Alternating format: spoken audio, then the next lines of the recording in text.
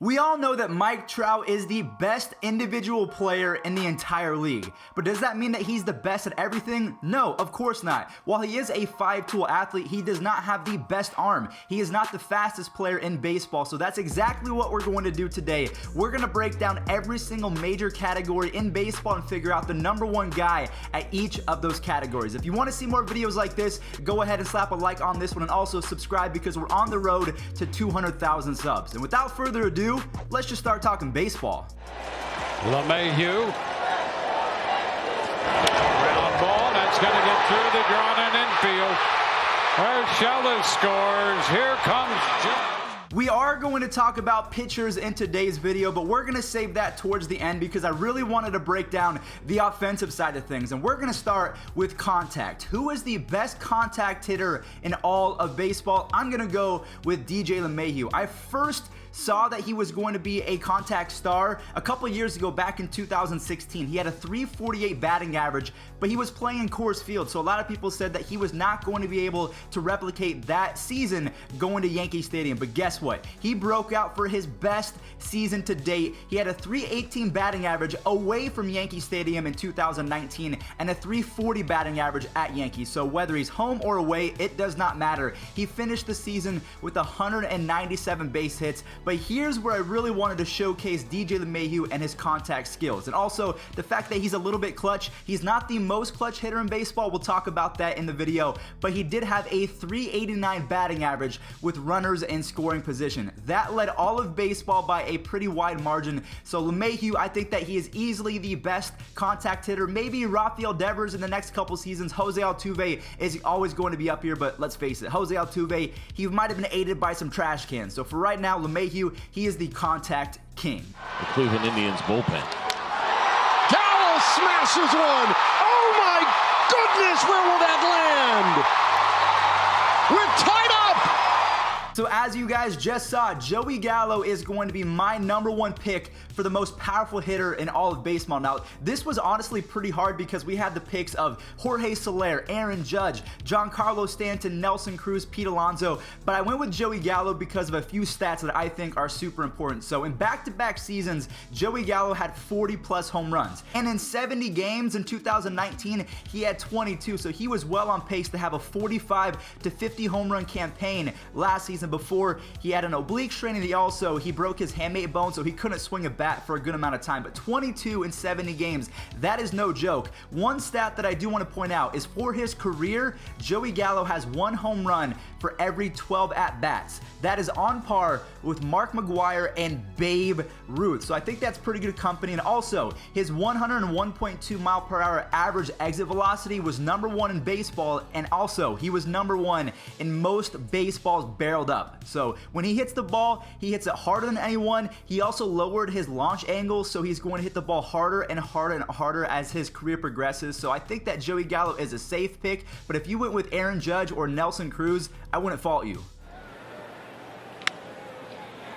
To short again, Arcia.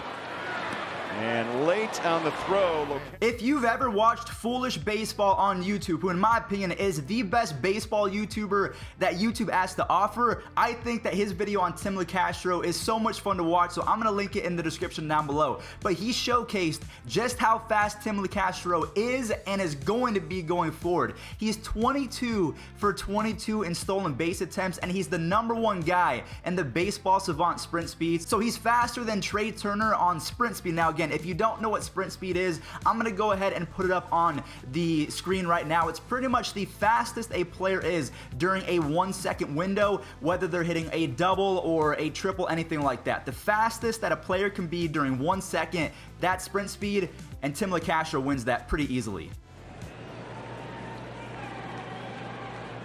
And a drive to right field. Yelich again. So in the beginning of the video, I talked about how DJ LeMahieu had the highest batting average with runners in scoring position. So you think that he would be the most clutch hitter? No. Christian Yelich is going to be my #1 pick for the most clutch hitter in baseball. He led the entire league with 6 home runs, where he actually tied with Anthony Rendon and Mike Moustakas for 6 home runs in high leverage at-bats. So whether it was 2 outs and he needed to hit a home run to, secure the victory or tie up the game, he had 6 of those, and he also led baseball with an 18 weighted runs created and WPA. WPA is wins probability added, so all that really means, I'm going to simplify it real quick.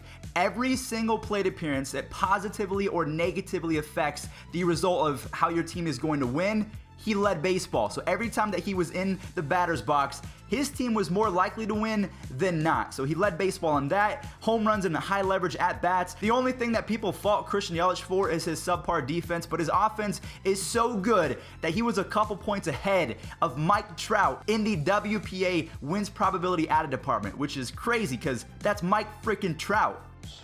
And that ball's hit in the air, left center field. Mariano on the run, and he makes the catch.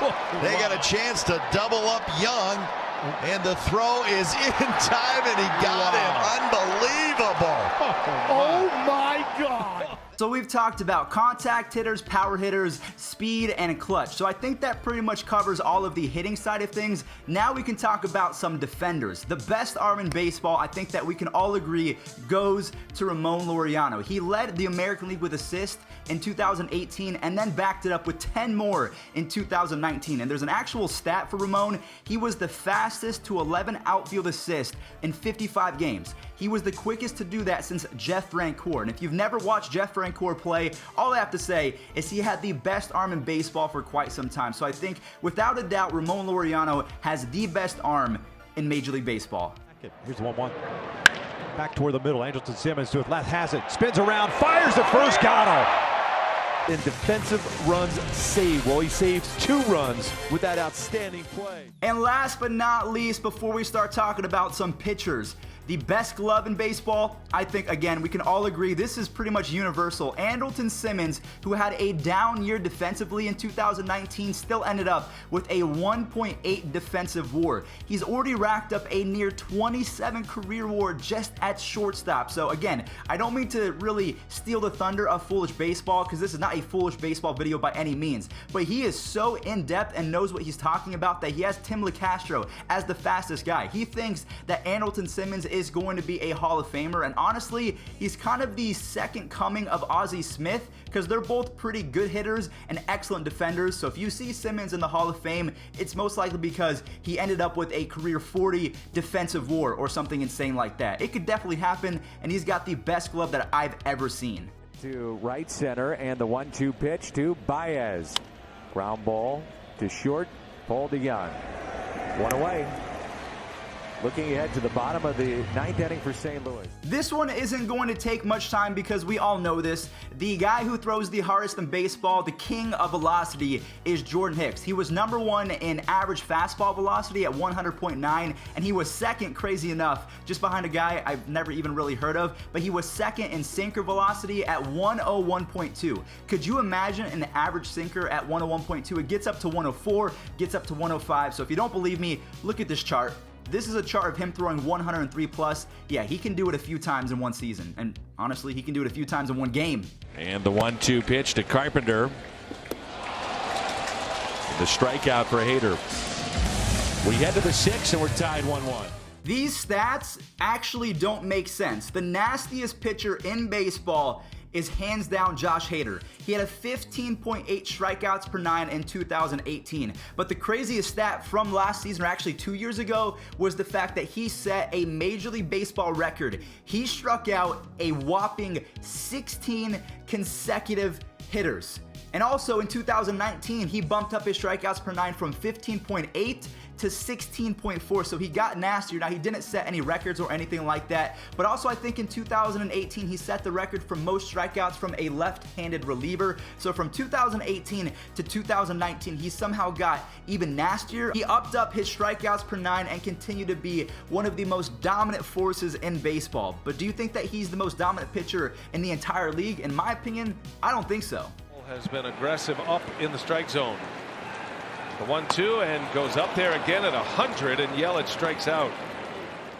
When you look at the stats of Josh Hader, you're almost left speechless by how dominant he is. But if we're talking about a complete dominant effort, destroying the opponents for 6 to 7, sometimes 8 or 9 innings, Garrett Cole has to be my pick. He led Major League Baseball with a 13.8 strikeouts per 9 as a starting pitcher in 2019. He was also #1 in ERA plus and FIP.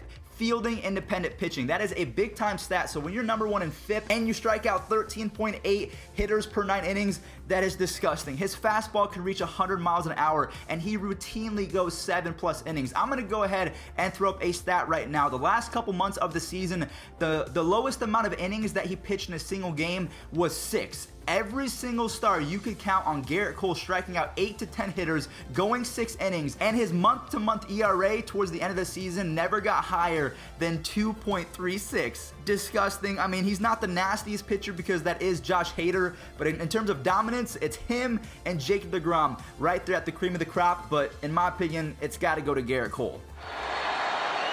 There they go. Here's the pitch. Yates strikes out Bellinger, and that ends the inning.